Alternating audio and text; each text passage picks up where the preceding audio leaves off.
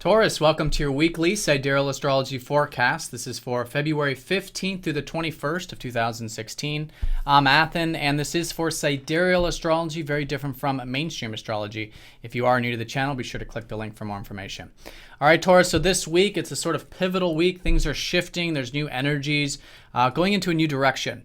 We essentially have three fast-moving planets all changing sign this week, starting on Monday, with the sun going into Aquarius, your 10th house, and also Mercury going into your 9th on Monday, and then a bit later in the week on Thursday, Venus joining up with that Mercury in that 9th. So essentially what we've got here, and I want to show you here real quick the transit graph. We don't have a whole lot of aspects going on. In fact, just one in particular, Mars sextiling up to the North Node Tuesday and Wednesday. So I think the strong emphasis will be on these shifts. Now, the first shift on Monday will be in regards to this, I think, now focus on the more productive or career-oriented, maybe the public side of your life, and maybe even your legacy, or what you might call your legacy, because our legacy isn't necessarily our career. So whatever that is, a new focus here, and this has been an area that's been healing with Chiron here. It's been an area that maybe even of uncertainty, which has been Neptune in that 10th, but now the sun can illuminate it, all right, because no matter what, the sun always shines. And so there's insight, there's inspiration, there's prana, there's energy when you are cultivating these big picture avenues of life.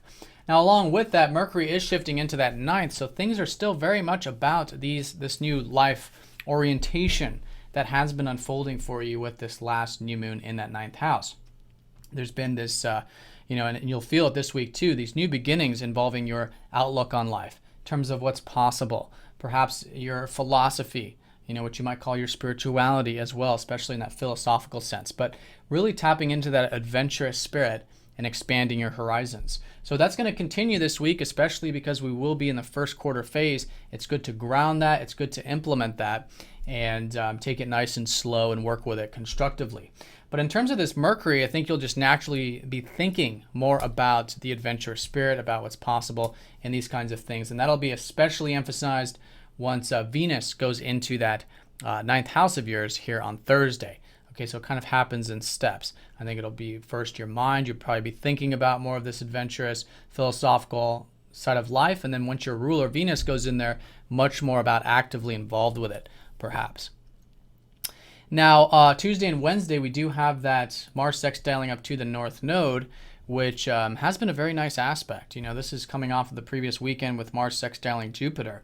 So this is all about these new shifts which are happening for you for the next 2 years to cultivate your home life, your family life, maybe your health even, which has been an area of wisdom. I think you've been learning a lot about this area of life, especially maybe the past couple months with Jupiter retrograde here. So this continued new shift, and now you have the motivation and the drive to cultivate this area of life. At least it's an opening. The sextiles, the easy aspects, they're not really anything for sure, anything for certain, except for maybe an inclination, maybe an opportunity, maybe just it's supportive to do that this week. So it's all what we make it, but I think it is excellent for you to cultivate anything you might consider your roots, this life in that regards.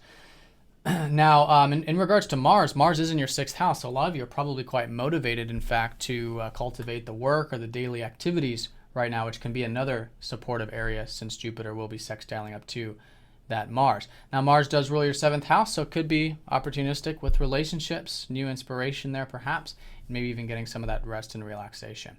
That's Mars ruling both your 7th and your 12th. So then as we go through the week, Thursday, like I said, your ruler going into that 9th, so there are those shifts, and it's coming out of your 8th house too, so if it has been very deep lately, if it has been very heavy with your ruler there, that's all starting to shift, and I think you'll feel that more inspirational, more top-down perspective, sort of connotation to things as you approach the weekend, which is great. And like I said, I think things like philosophy, maybe some light travel, maybe some nature, these kinds of things can be very enjoyable with Venus there.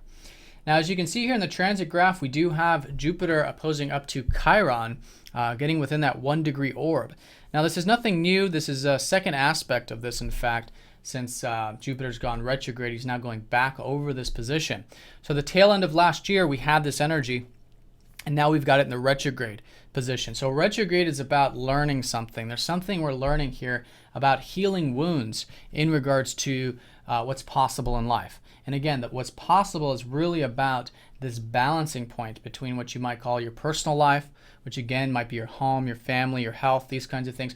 Balancing that with maybe your productive life or your career, which has been Chiron transiting that 10th. So when you find that balance, you'll find that it's just that much more rejuvenating and healing. But be willing as you go into next week to dive deep, to do that healing. And I don't think it's a major personal thing because Jupiter's not a very personal planet, but collectively the energy's there. And we could even be feeling inspired still, and optimistic still, but reflect on it. It's teaching us something about those areas, about viewing life in that way that needs re-examining. Okay, so whatever that is, seeing that, healing any wounds around that perhaps can support these new life paths for you, which again is setting your roots and seeds in life. So that's going to be, like I said, going into next week, so that won't be as strong until next week, but something to consider the second half. Then as we go into the weekend, we are going to be in the gibbous phase of the lunar cycle, which at that point I think there'll just be more momentum towards actualizing a lot of these new beginnings involving your outlook on life.